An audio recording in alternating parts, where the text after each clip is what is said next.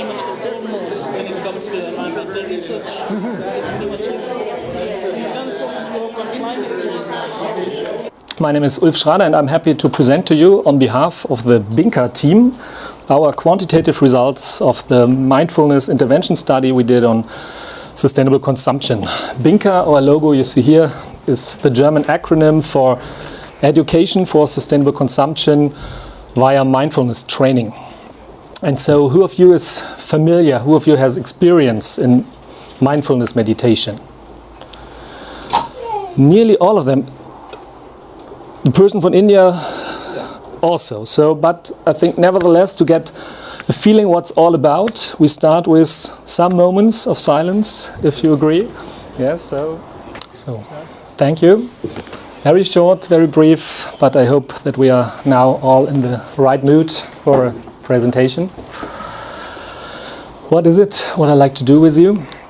First, I like to talk with you what is the notion of mindfulness. I'm happy that you all know already a bit about it. So maybe I can tell something more, but as we know, we will never know everything about it because it's such a complex construct. Then I like to make you familiar with the results of our systematic literature review, which forms the basis for the intervention study we did ourselves. For that, I will show you our research aims and hypotheses, and then describe the intervention, the sample, and we'll show you which measures we used for this quantitative study, and then the results of this study, and end with my conclusions and an outlook. So what is mindfulness? As you know, it goes back about 2,500 years ago. It's rooted in Buddhism, and so there's a lot of philosophy, religion, some say psychology around it. So it's much more than what is usually transported when we hear about mindfulness today in our journals, newspapers. All this mindfulness hype usually doesn't take into account this 2,500 years of history. Our Western idea of mindfulness is pretty much connected to Jon Kabat-Zinn. I think he, in his work, is referring to this tradition, but not all people dealing with his ideas, with his mindfulness-based stress reduction program take all of this into account. Jon Kabat-Zinn usually was, or he actually is still a molecular biologist, but he found that some diseases of modern times, like stress, burnout, are better cured by meditation than by pills. So that was the reason for the introduction of this program. And it got a strong resonance in science. So about 10 years ago, we had about 100 papers, scientific papers, according to the Web of Science. And now, after 10 years, more than 1,500 really decent peer-reviewed journal articles we found on the effects and everything around mindfulness. So it's by far not an esoteric construct, so it's really a variable for sound science.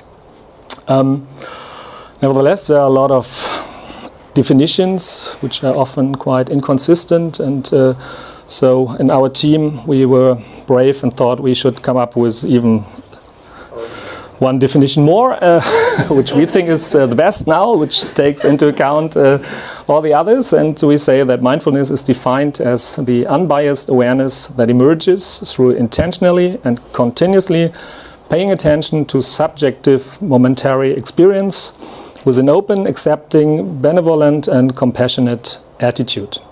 And as you can see, this is really complex, and so no wonder that the person in our team, Paul Grossman, who deals with mindfulness for the longest time in our group, actually thinks that it's not really measurable. So he was not so sure if he really wanted to appear as a co-author of this paper, because actually he is not so happy with putting it into one variable. So as you will see, we will not call what we measured mindfulness, but we will give you the name of the scale with which we measured it. In our literature review, we found that there is potential for mindfulness, that this might increase sustainable consumption. There are some empirical articles showing that there is a positive correlation. People who are more mindful usually do more sustainable consumption. Why is it the case? We found 4 reasons, 4 groups of reasons here in this matrix that mindfulness might help you to make you conscious of your habits. So it might be a good start for disrupting your routines, your unsustainable routines. It might support your pro-social behavior. It might help you to bring attitudes and behavior together. There are no studies yet on this specifically for sustainable consumption, but for example for intentions like stopping to smoke or going to the gym more. So you find that people doing mindfulness meditation, they might be able to do what they intended before and were not able to do before.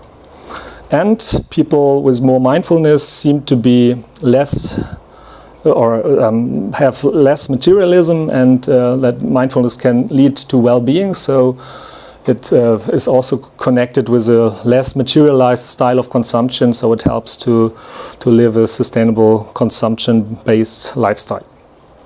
However, the studies we found were all cross-sectional in design, so actually they measured the relationship between mindfulness and sustainable consumption, but not really the causal relationship. They used some disputed and or self-developed measures. They were, at least those published in journals, were all quantitative, and we will have presentations on qualitative assessing of these effects as well. And we did it in our study for different target groups, usually especially these meditating or especially green consuming people were used as samples in this study. So in our Binka project we had a broader approach. And in this presentation I will show you if there is a causal relationship and if this might be due to a congruence of attitudes and behavior and of increased non-materialism and well-being. That's what I like to show you. So our first research aim was to test the effect of our mindfulness-based intervention on sustainable consumption behavior. And our hypothesis was that this mindful-based intervention increases the sustainable consumption behavior of the participants of our courses. So if we can show that at a later point in time the sustainable consumption is higher and we have a control group design, then we can show that there's a causal effect on this sustainable consumption behavior. The research aim 2 was testing the effect of this mindful-based intervention on the attitude-behavior gap. Attitude-behavior gap in sustainable consumption, we all know about it. And so we hope that after the mindfulness-based intervention, the relationship is stronger, that the attitude is a better predictor of the actual behavior. Okay, and the third research aim is testing the effect of this mindfulness training on related variables, which is in this case the subjective well-being and the material values. And hypothesis 3A is that this intervention increases the subjective well-being, and 3B, that it decreases the endorsement of material values. So how have we done this study? We created a Binka training according to this acronym, and this is a variation of the original mindful-based stress reduction program of John Kabat-Zinn.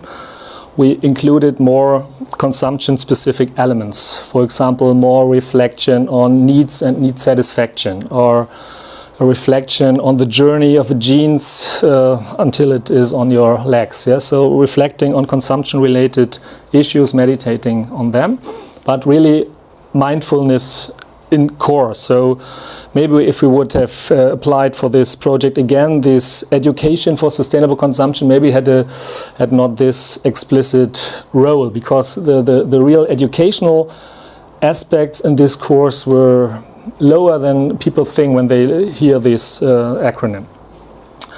Yeah, so we had these, like in the MBSR courses, 8 weeks, a bit shorter than usual MBSR courses, 90 minutes. We have one additional half-day session called Day of Mindfulness, and individual practices which were by nature very different between the different participants. We had this pre- and post-measurement, and included in our courses, which were guided by professional MBSR teachers. 137 participants. So here, and this is only the grown-ups. We also have a sample with pupils, school students, which will be, the results will be presented elsewhere, because especially the questionnaires were adjusted to that target group. Here we had 73 employees, 64 students, 61 were in the intervention group, and parallel we had this weight group. They knew that they would get the MBSR course for free after they filled out all these nice long questionnaires, but not. So the results you have here is really a comparison between those with the intervention and those who had no intervention at the point where we measured the variables. So how did we measure these variables for mindfulness? We used the CHIME scale, quite a recent development, and even Bergomi et al., the authors, were skeptical on, well, how to measure mindfulness, and they haven't called it mindfulness, but a comprehensive inventory of mindful experience. So that is our way to measure facets related to mindfulness. And these facets are acceptance, inner awareness, outer awareness, acting consciously, decentering, openness, relativity, and benevolent insight. And if you remember our definition, this is quite close to what we think is really the core of mindfulness. The sustainable consumption behavior, we had even more difficulties to find a decent scale for that. If you have suggestions for follow-up projects, we would be happy. What we found were, well, not the right thing for us. We were looking for specific consumption behavior which might be changed after 8 weeks.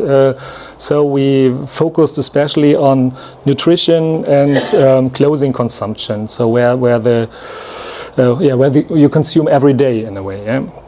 So we developed the scale according to the Sustainable Consumption Cube model we just published in Sustainable Development Journal. There we had 17 items for nutrition, 16 for clothing. And here this is the relation to the conference main topic, so the circular economy issues, buying second-hand clothes, and taking care of the waste, what are you doing afterwards. So this was included in these measures. The attitudes, which are more reflective in nature, have less items, also self-developed and quite close to the behavior items. So material values were measured by the scale of Richens-Dawson and the subjective well-being according to OECD.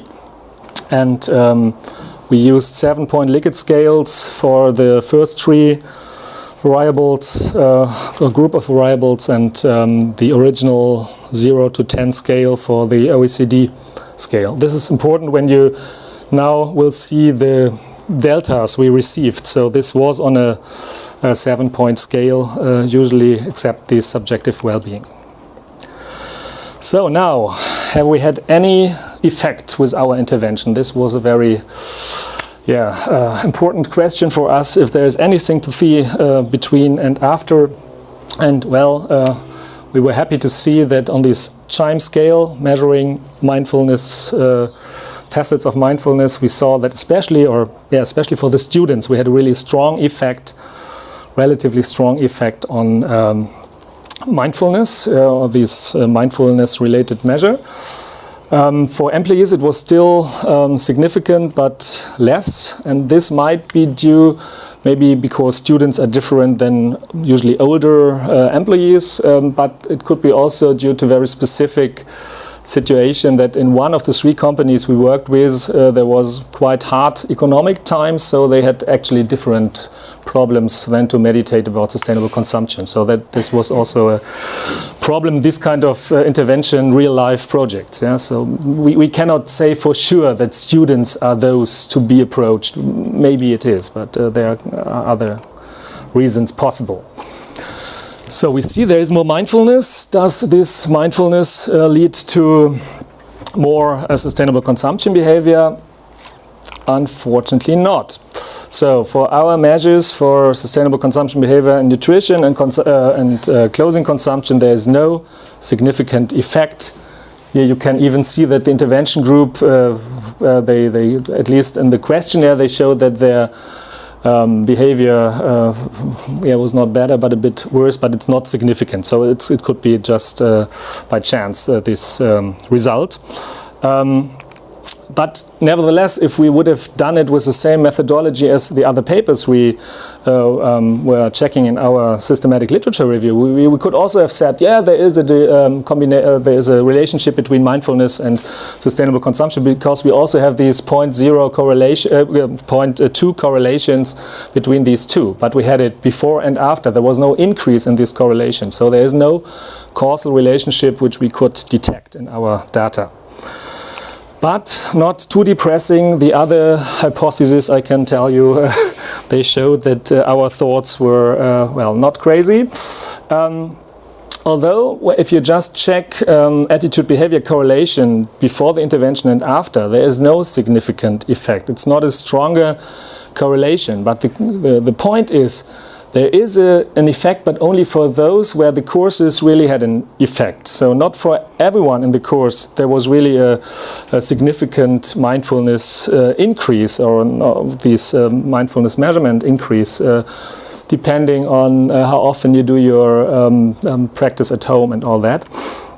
So you can see here, if you do a multiple regression analysis and using these delta chimes, so the change in mindfulness orientation as a moderator, then you can see that for those with a strong mindfulness increase, the attitude becomes a better predictor of the behavior. So because, and if you see that, if it's not that they had a more sustainable behavior, it's because it was just adjusting the attitudes to the behavior. Maybe they became aware that they were not so green as they thought before. Because so these making the gap closer is not because the behavior were as high as the attitude, but sometimes the attitude were lower and they were closer together. That's what we could show here. And what about the well-being? Here we see that for the students this worked quite well, and for the total sample it also worked. If we would have done the analysis only for the employees, this analysis of variance, we had no significant effect. Here we had no positive, or we had a very small positive well-being effect, smaller than in the weight group actually. So there was not this strong effect, but for the students it's quite strong effect. So there is potential for increasing this well-being just by consuming meditation trainings. And there is a decrease in the endorsement of material values, and this was significant for both subsamples, employees and students. So what are my conclusions here? Unfortunately, hardly any effect of mindfulness training on sustainable consumption behavior. Actually, we thought in the end, we put this question in our research proposal, but in the end we were thinking we are naive. Yeah, the world is as it is, and is there really the opportunity to live a right life in a wrong? If everything others is not changing in this 8 weeks, will you really change your life in 8 weeks just for a bit of meditation a week? So maybe it was naive. But nevertheless, maybe when we do our follow-up measurement, which will be after 6 months, then maybe for those really sticking to the individual practice and really developing it for themselves, probably not on average, but for these few really working with it, there might be an effect. And there might be an effect for different samples. For example, we were taking care that it was more the average people involved in our courses. But if we look at the effect of mindfulness meditation for stopping smoking, at these courses, the people were enrolled to really were really willing to stop finally smoking after different trials to stop it, and finally they did. So if we really enroll people who say, well, I'm green, this is my lifestyle, I like to be more green, but how can I do it? Then maybe this might work. We could create different course formats, maybe different teachers, whatever, this could be a course. there could be different methods which might get more out of our results, and we will see what these methods could be if we have the presentation of the qualitative methods. And yeah, we had relevant effects on the well-being and the material values, which were and weaker on the closing of the attitude-behavior gap. So there are some developments which show that there might be potential for the behavior as well. But for a stronger effect, I personally believe, and we had a lot of discussions on that at this conference, I think different consumption conditions, different market, the framework for the market must change. We need different prices, different infrastructure.